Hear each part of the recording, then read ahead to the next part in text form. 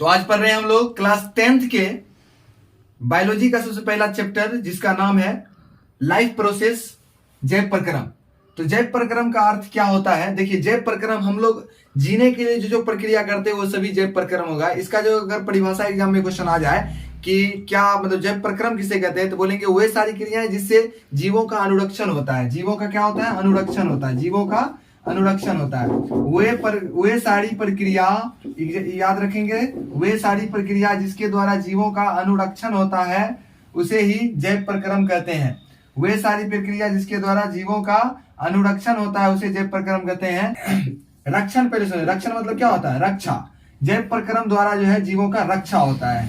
अगर जैव प्रक्रम की प्रक्रिया नहीं हो, हम अगर जैव प्रक्रम की प्रक्रिया नहीं करेंगे तो मेरा रक्षा नहीं होगा, मेरा विनाश हो जाएगा। इस पूरे ब्रह्मांड को बनाए रखने के लिए सबसे पहले सजीव जगत में सजीवों को जिंदा रहना पड़ेगा, और सजीव को जिंदा रहने के लिए कम से कम 5 प्रक्रिया करना पड़ता है। उसी 5 प्रोसेस को ही लाइफ प्रोसेस कहते हैं। जिंदगी की 5 प्रोसेस अगर नहीं करेंगे तो जी नहीं पाएंगे, इसलिए जो ये लाइफ का 5 प्रोसेस करना पड़ता है। इसलिए हम कह सकते हैं जैव प्रक्रम के कितने अंग है, तो बोलेंगे जैव प्रक्रम के मुख्यतः 5 अंग है। जैव प्रक्रम के कितने अंग है? 5 अंग है। पहला हो सकता है श्वसन, पोषण, उत्सर्जन,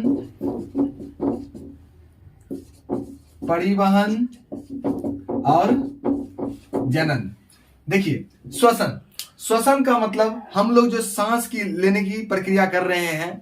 अगर सजीव का सबसे पहला लक्षण अगर पूछिएगा तो सबसे पहला लक्षण होगा तो वो होगा श्वसन। सांस नहीं लेंगे तो क्षण भर भी जिंदा नहीं रह सकते हैं। और आप जानते ही होंगे कि श्वसन की क्रिया में जो है ऑक्सीजन गैस अंदर जो है काम की है। जैसे खींचेंगे तो ऑक्सीजन खींचना है, ऐसे तो खींचाता तो बहुत है, हम थोड़ी ना गिन करके सोच करके खींचेंगे कि ऑक्सीजन किधर है भाई, ऑक्सीजन, हाँ ऑक्सीजन आ गया, ऐसा तो करना नहीं है। हम तो मतलब श्वसन क्रिया करते हैं जिसमें कई गैस जाता है, नाइट्रोजन भी जाता है, कार्बन डाइऑक्साइड गैस भी जाता है, ऑक्सीजन भी जाता है, अनेकों प्रकार की गैस जाता है। जिस गैस में हमारे शरीर के लिए आवश्यक है, जो हीमोग्लोबिन जो है खींच लेता है, ऑक्सीजन को रख लेता है, और उधर से कार्बन डाइऑक्साइड अनेकों प्रकार के गैस को जो है मिला करके कार्बन डाइऑक्साइड गैस बना करके भेज देता है। और वही हमारे वायुमंडल में जाकर के वृक्ष जो है, जो भी हमारे सजीव का सबसे अच्छा मित्र जो है, पेड़ पौधे जो है, वहां तक पहुंचता है। और पेड़ पौधा फिर उसको जो है श्वसन क्रिया करके उसको शुद्ध करके फिर वो हमको ऑक्सीजन लौटाने का कार्य करता है। तो श्वसन जो है सभी जीव जंतु करते हैं। जितने भी जीव जैसे ही बोले तो उसका सबसे पहला लक्षण होगा श्वसन, है ना। जो भी ऐसे चीज जो सजीव है, सजीव का मतलब जो सांस लेंगे उसी को सजीव कहेंगे, है ना। बिना सांस लेने वाला सजीव हो ही नहीं सकता है ना। तो सांस लेने वाले जो भी होंगे वो सजीव होंगे। इसका मतलब सजीव का पहला लक्षण होगा वो क्या होगा? श्वसन। और फिर दूसरे के बाद चलेंगे, उसके बाद है पोषण। पोषण का अगर परिभाषा पूछा जाए एग्जाम में, पोषण का परिभाषा पूछता है कि पोषण किसे कहते हैं, तो हम बोल सकते हैं वैसा जैव प्रक्रम, क्योंकि ये जैव प्रक्रम का ही पाठ है इसलिए हम कह देंगे वैसा जैव प्रक्रम जिसके द्वारा जो है जीव पोषक तत्वों को ग्रहण कर लेता है, पोषक तत्वों को ग्रहण कर उसका उपयोग कर लेता है, उसी को हम बोलेंगे, क्या बोलेंगे? पोषण कहेंगे। पोषण किसे कहेंगे? तो बोलेंगे वैसा जैव प्रक्रम जिसके द्वारा जीव पोषक तत्वों को ग्रहण कर उसका उपयोग करते हैं उसे ही पोषण करते हैं। पोषण भी 2 प्रकार के होते हैं, एक हो गया स्वपोषण, एक हो गया परपोषण। स्वपोषण का मतलब हुआ जो वैसा जीव जंतु जो अपने पोषण के लिए स्वयं खुद पे निर्भर हो, किसी दूसरे पर निर्भर नहीं हो, खुद जो है वो अपना भोजन तैयार कर पाता है ना।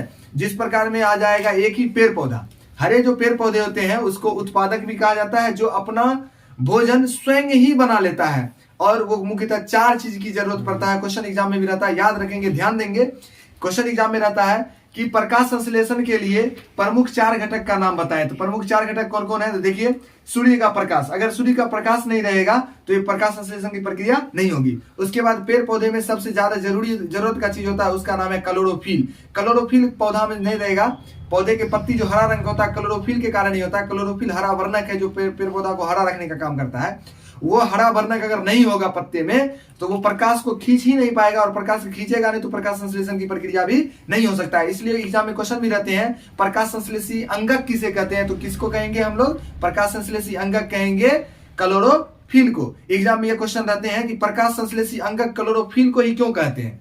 तो क्लोरोफिल को इसलिए कहते हैं क्योंकि कहेंगे कि क्लोरोफिल को प्रकाश संश्लेषी अंगक या इकाई कहते हैं, क्योंकि प्रकाश संश्लेषण के लिए सबसे महत्वपूर्ण ये पदार्थ है हरा वर्णक क्लोरोफिल अगर ये पत्ते में नहीं होगा तो ये प्रकाश को, सूर्य प्रकाश को खींच नहीं सकता है, जिससे कि प्रकाश संश्लेषण की प्रक्रिया हो ही नहीं सकता है। इसलिए प्रकाश संश्लेषण के लिए क्लोरोफिल अति आवश्यक है।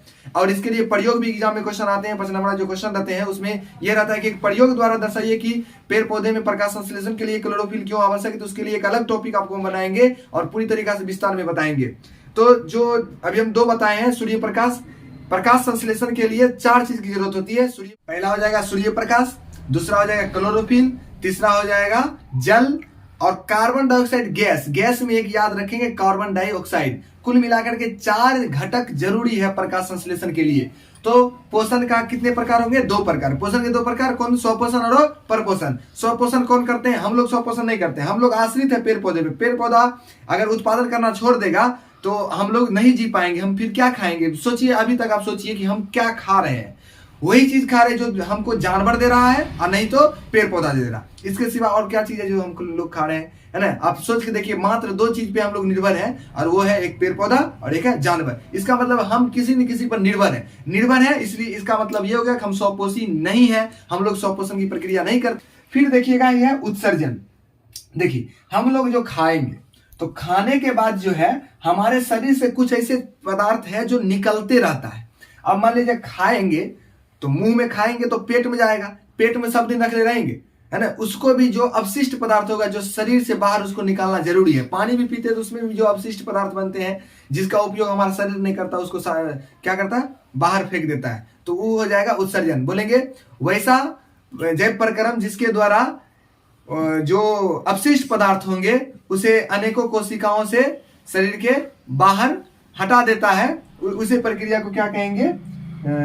उत्सर्जन कहेंगे। जिस प्रकार से देखिए, आप रोते हैं तो आंखों से आंसू निकलता है, तो आंखों से जो आंसू निकला वो भी क्या है? एक उत्सर्जी पदार्थ हुआ। उत्सर्जन के दौरान जो पदार्थ निकल जाता है शरीर से उसी को बोलते हैं उत्सर्जी पदार्थ। गर्मी के दिनों में पसीना निकलता है तो वो क्या है? उत्सर्जी पदार्थ है।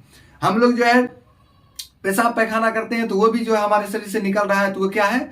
तो वो भी उत्सर्जन प्रक्रिया द्वारा हुआ है, वो भी उत्सर्जी पदार्थ होंगे। उत्सर्जी पदार्थ। और उत्सर्जन के लिए देखिए, ऐसा नहीं है कि सिर्फ शरीर से बाहर आ रहा है, कुछ ऐसे चीज है जो शरीर के अंदर ही निकल के अंदर ही रह रहा है। जैसे कि ब्रिक मतलब समझ रहे हैं ना? किडनी जो है ब्लड को उत्सर्जन करता है, ब्लड बनाता है, ब्लड जो है वो बनाने की प्रक्रिया में काम करता है, तो ब्लड को वो बनाने का काम करता है। इसलिए एग्जाम में क्वेश्चन रहते हैं ब्रिक का संबंध किससे है? तो ब्रिक का भी संबंध उत्सर्जन से ही होगा। हमारे शरीर के बॉडी में जो है ऐसे ऐसे बॉडी है जो कोई भी चीज को वो अंदर ही जो है निर्माण करके उसको अंदर ही जो है छोड़ देता है, जिससे कि शरीर जो है शरीर के लिए जो उपयोगी पदार्थ होता है वो भी छोड़ करके शरीर में ही रह जाता है, वो बाहर नहीं निकलता है ना? जैसे मान लिया जाए पिट्यूटरी ग्रंथि द्वारा, जो पिट्यूटरी ग्रंथि जानवे करते हैं शरीर के जो है मस्तिष्क के पश्च मस्तिष्क में रहता है पिट्यूटरी ग्रंथि, उससे 5 हार्मोन निकलता था। क्या वो हार्मोन निकल के बाहर निकल गया? क्या नहीं निकला। लेकिन आंसू ग्रंथि जो है उससे आंसू बाहर निकले। कुछ ऐसे चीज होते हैं जिससे बाहर निकले। याद रखें, उत्सर्जी का मतलब वो बाहर निकला। बाहर 2 तरह से निकलते, एक बाहर की शरीर के अंदर में बाहर निकल के अंदर ही रह गए, है ना? अंदर ही रह गए, है ना? ग्रंथि से निकल के अंदर ही रह गए, शरीर के बाहर नहीं निकले, वो भी उत्सर्जी पदार्थ हुआ। और जो पदार्थ जो शरीर से बाहर निकल गए वो भी उत्सर्जी पदार्थ हुआ। दोनों क्रिया उत्सर्जन ही है। ब्रिक का संबंध किससे है? तो याद रखिएगा उत्सर्जन से। ये क्वेश्चन इंपोर्टेंट है, ऑब्जेक्टिव में आते हैं। तो उत्सर्जन किसको कहेंगे? वैसे प्रक्रिया, वैसे जैव प्रक्रम जिसके द्वारा अपशिष्ट पदार्थों को शरीर के अनेकों कोशिकाओं से जो है बाहर निकलने की प्रक्रिया होती है, उसे ही क्या कहेंगे? उत्सर्जन कहेंगे। उसके बाद आता है परिवहन किसे कहते हैं? देखिए, हमारे शरीर में जैसे अगर परिवहन का परिभाषा अगर मतलब कि ज्योग्राफी के हिसाब से अगर चलते हैं तो परिवहन किसे कहेंगे? तो बोलेंगे वस्तु और सेवाओं को एक जगह से दूसरे स्थान तक पहुंचना क्या करेगा? परिवहन। बायोलॉजी में भी वही हुआ, एक जगह से दूसरे स्थान तो जाएगा लेकिन अपना ये जगह नहीं चेंज करेगा, है ना? स्थिति चेंज नहीं करेगा। हमारे शरीर में जैसे हम पानी पिए तो पानी पिए यहाँ पे और गीले, जैसे कि घोटे ऐसे करके पानी, तो ये यहाँ से यहाँ गया, तो ये यहाँ से यहाँ जाना भी तो एक जगह से दूसरी जगह गया ना।